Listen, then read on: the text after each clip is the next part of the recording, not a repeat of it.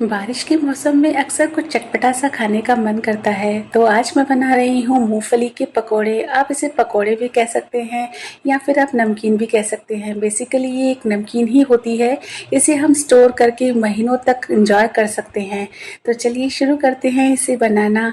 इसे बनाना बहुत ही ज़्यादा आसान है और आप इसे महीनों तक स्टोर करके रख सकते हैं और जब बारिश हो तो आप इसे चाय के साथ एंजॉय कर सकते हैं। मैंने यहाँ पर 1 कप मूंगफली ले ली है, कच्ची मूंगफली ली है और इसे मैंने चेक कर लिया है कि कोई ख़राब मूंगफली हो तो इसे हम अलग कर लेंगे। और अब इसके लिए यहाँ हम एक मसाला बनाएंगे जो कि बहुत ही चटपटा सा टेस्ट लाएगा इस मूंगफली के पकोड़े में।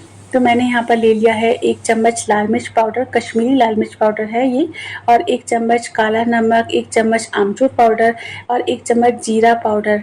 और इन सारे ही मसालों को अच्छे से मिक्स कर लेंगे। बहुत ही बढ़िया टेस्ट आता है इससे मूंगफली के पकोड़ों का और एकदम मार्केट से भी बहुत ही ज़्यादा बढ़िया बनकर तैयार होती है ये नमकीन।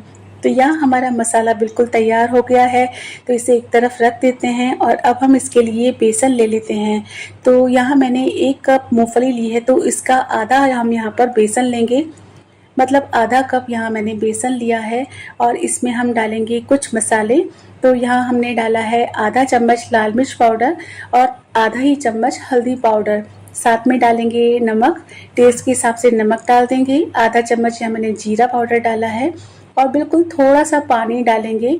थोड़ा थोड़ा ही पानी इसमें ऐड करेंगे क्योंकि हमें बहुत ज़्यादा इसमें पानी नहीं मिलाना है, मतलब घोल को जो है एकदम पतला नहीं करना है हमें। इसे हमें एक गाढ़ा सा घोल बनाना है। मैं आपको बताती हूँ किस तरह की कंसिस्टेंसी होनी चाहिए इसकी। तो इसे अच्छे से मिक्स कर लेंगे। ये देखिए, इसे मैं आपको फ्लो करके दिखाती हूँ। इस तरह का ये बेसन बन जाना चाहिए। जब आप चम्मच को पीछे की तरफ से इस तरह से देखेंगे तो ये चम्मच पे आराम से लग जाएगा घोल। इसी कंसिस्टेंसी का हमें यहाँ पर बेसन का घोल बनाकर तैयार कर लेना है। अब हम यहाँ पर एक कढ़ाई चढ़ा लेते हैं और इसमें ऑयल गरम करने के लिए रख लेते हैं। तब तक हम यहाँ पर मूंगफली को बेसन में अच्छे से मिक्स कर लेते हैं। तो सारी ही मूंगफली मैंने बेसन के घोल में मिक्स कर ली है और अच्छी तरह से मिलाते जाएंगे इसे, ताकि हर एक मूंगफली पे अच्छे से बेसन की कोटिंग लग जाए। ये देखिए, हर एक मूंगफली पर बहुत ही बढ़िया तरीके से बेसन की कोटिंग लग चुकी है। सारी ही मूंगफली बेसन में बहुत ही बढ़िया तरीके से मिक्स हो चुकी है। अब इसे हम फ्राई करेंगे। तो इसे फ्राई करने का बहुत ही एक आसान सा तरीका मैं आपको बताऊंगी, जिससे आपके मूंगफली के पकौड़े बहुत ही बढ़िया बनकर आएंगे। एकदम एक एक दाना खिला खिला निकल के आएगा। तो हम क्या करेंगे, अपने हाथ से इस तरह से बैटर को उठाएंगे और ऑयल में एक एक मूंगफली को गिराते जाएंगे और दूसरे हाथ से किसी लकड़ी के डंडे से इसे चलाते जाएंगे राउंड राउंड, ताकि ये सारी ही मूंगफलियां अलग अलग खिली खिली सी निकल कर तैयार हो जाएं। तो यहाँ मैंने एक बैच इस तरह से फ्राई कर लिया है। ये देखिए कितना क्रिस्पी सा क्रंची सा पकौड़ा बनकर तैयार हुआ है। और फ्राई करते ही तुरंत ही इसके ऊपर मसाले को डाल देना है, ताकि बहुत ही अच्छे से मसाला इसके ऊपर लग जाए। और अब हम इसी तरह से दूसरा बैच भी बनाकर तैयार करेंगे।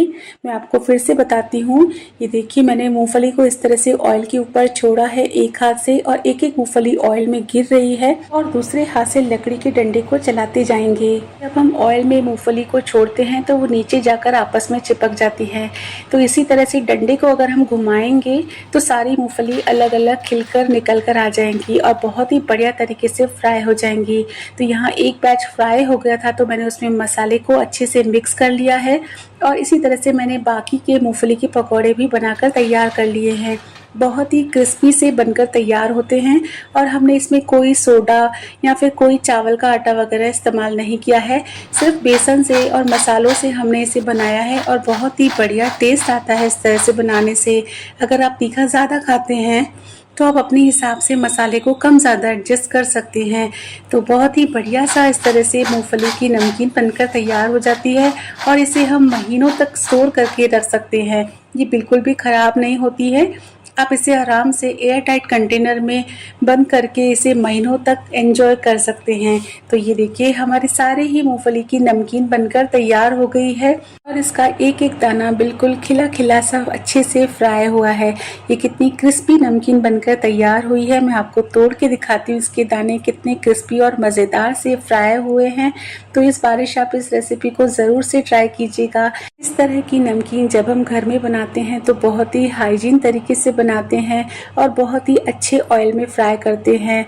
तो आप ज़रूर से ट्राई कर सकते हैं इस रेसिपी को, और जब आपके घर में मेहमान आए तो उन्हें ज़रूर से सर्व कीजिएगा। आपकी तारीफ़ किए बिना वो नहीं रह पाएंगे। रेसिपी अगर आपको पसंद आई हो तो लाइक कीजिए।